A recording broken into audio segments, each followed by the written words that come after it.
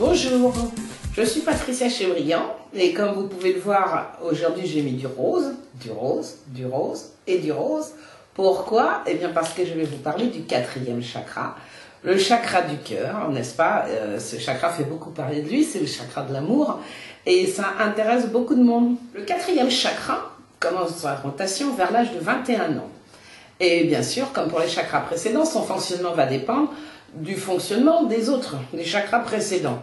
Mais surtout de tout ce qui peut provoquer des chocs émotionnels, en positif ou en négatif. C'est-à-dire que ça peut aussi bien être le décès d'une personne aimée, qu'une naissance ou une grande passion ou une rupture violente. Quel est ce fameux chakra du cœur dont on entend en parler? Eh bien, il contrôle nos relations sociales, amicales, amoureuses, nos capacités à donner et à recevoir, ainsi que les sentiments que l'on ressent pour les autres. L'amour, la tendresse, l'amitié, la haine, l'indifférence, la tristesse, la joie, etc. Dans les textes tantra, ce quatrième chakra est relié à l'élément air, mais il est aussi relié au sens du toucher. Et on retrouve l'importance de l'élément air et du sens du toucher dans le fonctionnement d'autres chakras mineurs qui sont très importants. Ce sont les chakras des épaules et les chakras des mains qui sont contrôlés par le chakra du cœur. Nous verrons plus tard que les chakras des mains sont aussi contrôlés par le chakra de la gorge. Les chakras des épaules sont situés là, aux épaules. Ce sont ceux qui ressentent en positif ou en négatif le poids ou la légèreté de cet élément air. Ils sont surnommés les ailes des anges parce que lorsqu'ils fonctionnent bien, ils nous aident à nous sentir libérés. On sent qu'on peut flotter, on est à l'aise. Alors que s'il fonctionne mal, eh bien c'est le contraire. On a constamment un poids sur les épaules, le poids de cet air en fait, qui nous donne le sentiment d'être enchaîné à quelque chose, de ne pas être libre de nos mouvements.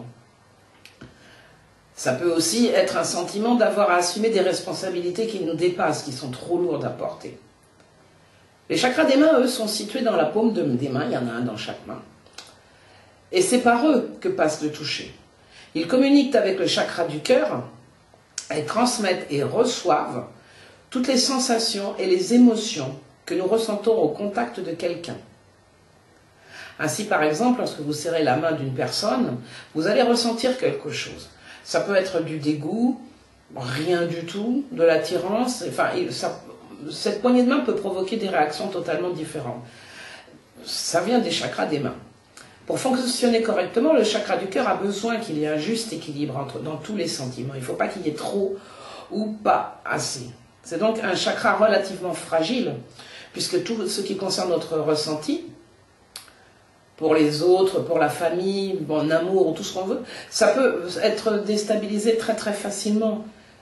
Tous les sentiments négatifs qui sont produits par les chakras précédents, le premier, le deuxième et le troisième, parce qu'arrivé à ce chakra du cœur, si les trois chakras précédents fonctionnent mal, une personne par exemple peut ressentir la peur d'aimer, qui sera due au premier chakra, des complexes empêchant des bonnes relations physiques, et ça ce sera dû au deuxième chakra, et l'incapacité de faire des choix due au troisième chakra. Ça, c'est les problèmes que vont provoquer les trois chakras précédents s'ils fonctionnent mal. Évidemment, quand il y a tout ça, ça débouche sur la solitude, qui peut devenir parfois très difficile à vivre, et ça va accentuer le mauvais fonctionnement du premier chakra, qui sera une joie de provoquer davantage de stress et d'angoisse.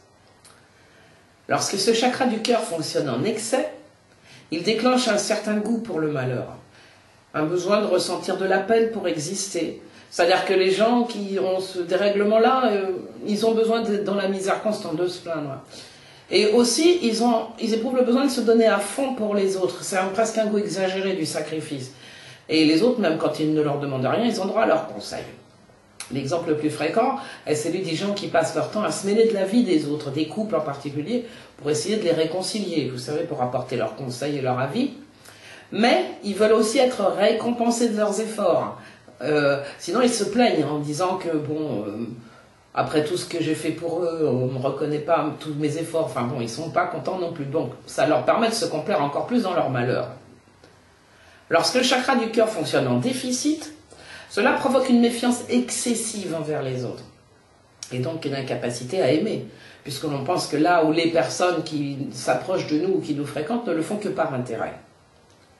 Donc, lorsque le chakra du cœur fonctionne mal, eh bien les autres chakras mineurs qu'il contrôle, les mains et les épaules, fonctionnent mal aussi.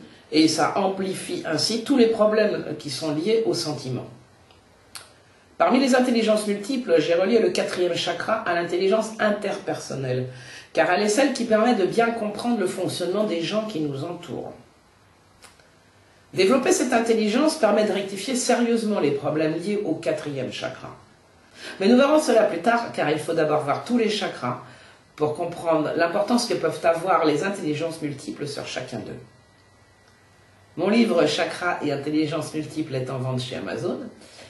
Pour obtenir des informations sur les ateliers que j'organise, visitez mon site patriciachebriant.com. Et pour voir la suite du programme et des vidéos, eh bien, il vous suffit de vous abonner à ma chaîne YouTube.